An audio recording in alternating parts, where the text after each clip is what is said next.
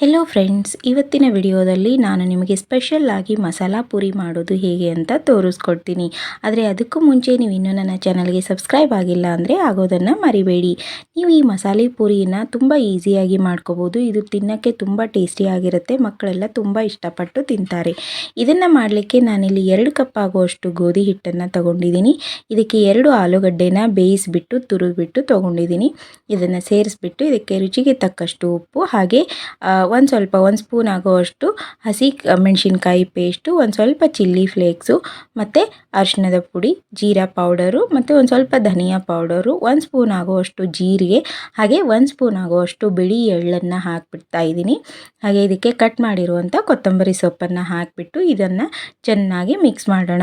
ಆಲೂಗಡ್ಡೆ ಎಲ್ಲ ಹಿಟ್ಟಲ್ಲಿ ಚೆನ್ನಾಗಿ ಕಲಿಬೇಕು. ಹಾಗಾಗಿ ಇದನ್ನು ನೀವು ಕೈಯಿಂದ ಚೆನ್ನಾಗಿ ಈ ರೀತಿಯಾಗಿ ಮಿಕ್ಸ್ ಮಾಡ್ತಾ ಹೋಗಿ. ಈಗ ಇದು ಮಿಕ್ಸ್ ಆದಮೇಲೆ ಇದಕ್ಕೆ ಸ್ವಲ್ಪನೇ ನೀರು ಹಾಕಿಬಿಟ್ಟು ನಾವೇನು ಚಪಾತಿ ಮಾಡ್ತೀವಲ್ಲ, ಚಪಾತಿ ಹಿಟ್ಟಿನ ಹದಕ್ಕೆ ಇದನ್ನು ಚೆನ್ನಾಗಿ ಕಲಿಸ್ಕೋಬೇಕು, ನಾದ್ಕೋಬೇಕು.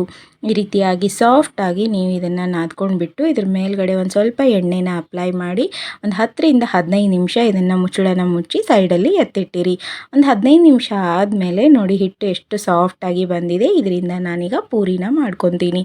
ಈ ರೀತಿ ಚಿಕ್ಕ ಚಿಕ್ಕ ಉಂಡೆಗಳನ್ನು ತೊಗೊಂಡ್ಬಿಟ್ಟು ಎಣ್ಣೆನ ಅಪ್ಲೈ ಮಾಡಿಬಿಟ್ಟು ನಾವು ಇದನ್ನು ಲಟ್ಟಿಸ್ಕೊತಾ ಹೋಗಬೇಕು.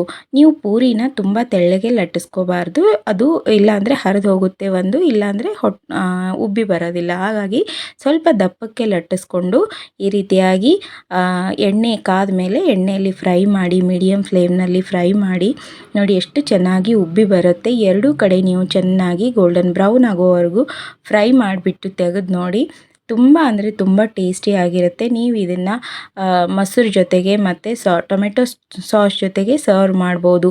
ನೀವು ನಾರ್ಮಲಾಗಿ ಪೂರಿ ತಿಂದು ಬೇಜಾರಾದರೆ ನೀವು ಈ ರೀತಿಯಾಗಿ ಮಸಾಲ ಆಲೂ ಪೂರಿನ ಮಕ್ಕಳಿಗೆಲ್ಲ ಮಾಡಿಕೊಡಿ. ನೀವು ಮನೆಯಲ್ಲಿ ಟ್ರೈ ಮಾಡಿ, ತುಂಬ ಇಷ್ಟಪಡ್ತಾರೆ.